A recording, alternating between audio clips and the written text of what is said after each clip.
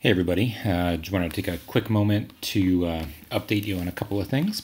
One, I wanted to point out this Facebook community that I've started called The Thrill of the Chase, a Forrest Fenn community. It is a closed group, and that's so that people can feel free to talk about what they want to there with the other members. But it is a great place to focus on positive interactions with other people in the thrill of the chase, and kind of my mantra that the chase is what you make it. So trying to make it something really fun and positive for everybody involved, something where people recognize the value that they bring to this, and people seeing things from different perspectives. And one of the things I really got so far from Forrest's memoirs and just learning about him and the discoveries that he made over a lifetime, that basically he didn't value either himself appropriately or other people appropriately. And he wasted a lot of time, I think, in missing that. And I think he feels bad about that. I think that's why he's done that, and communicated that about the importance of people. That's just my personal take. That's the spin that I'm putting on it. You can take that or leave it. But I wanted to share this Facebook group with you so that you can. I'll put a link in the video too, so you can check that out. But what I am hoping to do in this video is to explain to you why I think that the Madison Junction is begin it where warm waters halt and take it in the canyon down. We've addressed a couple of things in the first stanza, and I want to move on to what I believe to be the first clue. Forrest has basically come out and said in the New Zealand interview back in 2000, I believe it was 14, someone can correct me if I'm wrong on that, it might have been 13, that the first clue is begin it where warm waters halt. So there's a lot of things that people obviously take to mean begin it where warm waters halt. There's probably as many theories or maybe more theories than there are people in the chase. But one thing that Forrest has said is that the number of people that have figured out the first clue is certainly more than several. So, and other people have said this, if you've got a warm waters halt that you've never heard anyone else identify as a possible warm waters halt, you might want to, reconsider that, because when Forrest says certainly more than several, that leads me to think that it may be one of the well-known warm waters halt that people talk about in the chase. Now I'm going to talk about mine today. Just briefly, I'm going to give you an introduction to this. If you're not familiar, this is Yellowstone National Park in mostly Wyoming. Some of it is in Montana and Idaho. Most of it is here in Wyoming. The Madison Junction is in Wyoming. And the Madison Junction is where the concept or the idea of Yellowstone came about. People were on an expedition, they camped here, and they were in this little area where a couple of rivers met, and they came up with the idea for Yellowstone. It's actually kind of neat. But without going into the details of that or the historicity or any of that stuff, what I want to do is just talk about the lay of the land. Okay, so let's get this Yellowstone map out of the way, and let me just highlight a couple of things for you that will help point out what we're looking at here from the satellite imagery. The first is there's a river that flows north. It's called the Firehole River. I've outlined it here in red. It's flowing up, north towards the top of your screen as you're looking at this, and it's warmed by waters that are coming out of basically the Old Faithful area. There's a lot of thermal features, there's a lot of runoff from things that are warm, and they're warming that river. And that river flows north until it hits another body of water, and that is the Gibbon River. And the Gibbon River flows east to west right here. It comes in from the north, you can see over here, it comes down and makes some turns, and I've outlined that in red as well. And they both meet right here. This is the Gibbon and the Firehole River. So the Firehole basically comes down. There's a couple of other things that flow into that. There's actually a couple branches of the Firehole up above Old Faithful. But where they come together, where these two meet in this valley, There's a campground, which you can see right here with the different spots. That's the Madison Junction campground. You can see the Gibbon River is actually also fed by these thermal features that do warm it. These are not just cold mountain streams. They're both thermally fed rivers, and they stay warmer than a lot of the other rivers in the area.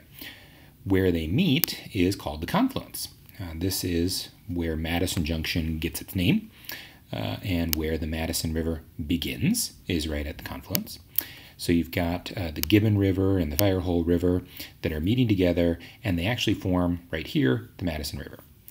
That's where it begins. And I think that might be what Forrest is hinting to when he says begin it, where warm waters halt. Because you have, as you can see, the Firehole River that's coming down, the Gibbon River that's coming down. They meet right here. Those two stop, and the Madison River starts.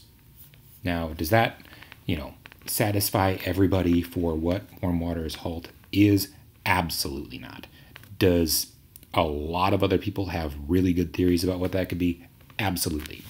All I'm doing is showing you why I think this is a possible solution to that clue.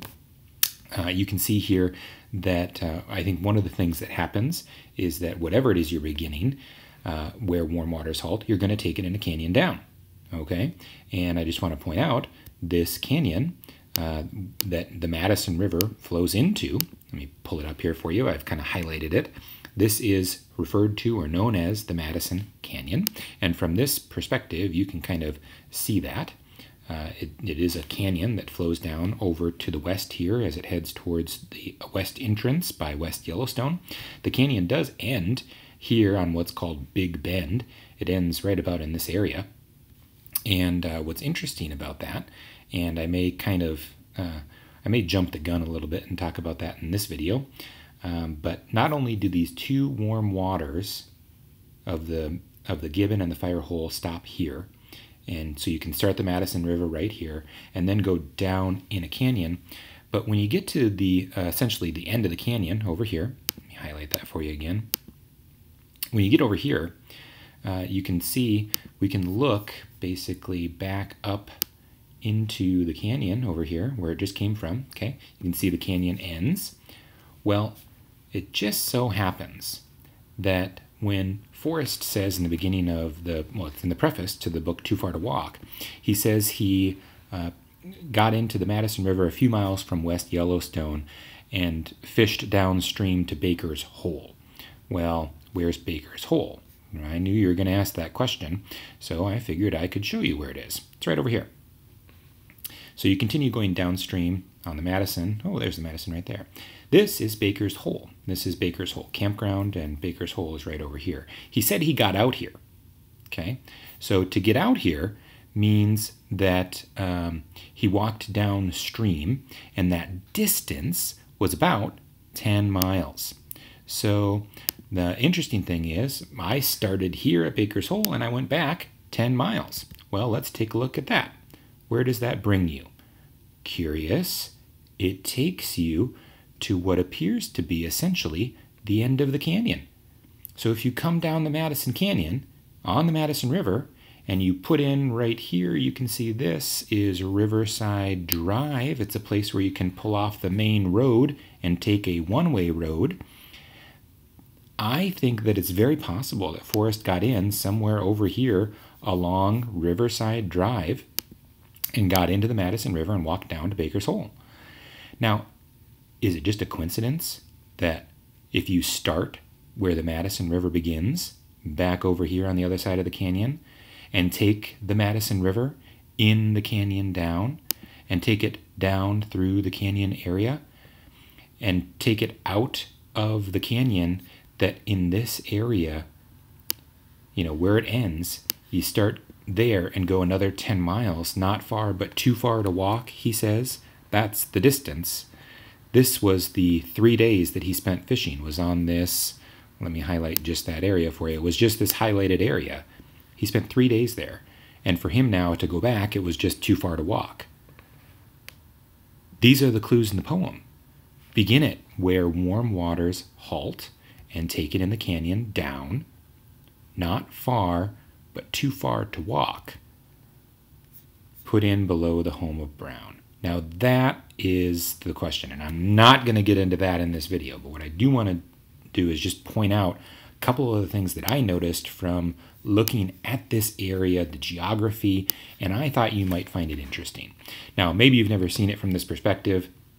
I do fancy myself to be a Google Earth guru, but that's sarcasm, by the way. I barely know enough to be dangerous. I do like to fly around, though, and take a look at stuff. Now, this interesting thing about this is that the areas in here, you know, Big Bend, over here is 7 Mile Bridge, right here. These are places that he mentions being their secret fishing holes in his autobiography that Tony DeCopel saw. Some of the places that he mentioned, and they're also in the chapter Flywater in his memoir, The Thrill of the Chase. There's that one, Mount Haynes, which is right here. There's a hole right here that they mention. There's 9 Mile Hole. There's Water Hole. Some other ones that are along this area, this stretch. Baker's Hole, obviously, which was a big fishing area. There's a number of other ones, too, along the way that are interesting that we may get into. And there's some other interesting things that we learn about this section of the Madison. But I am going to save that for another video. I think this is enough to chew on and maybe direct some of your questions or observations on what I have presented in this video. I look forward to your comments and your feedback. Thanks for watching this.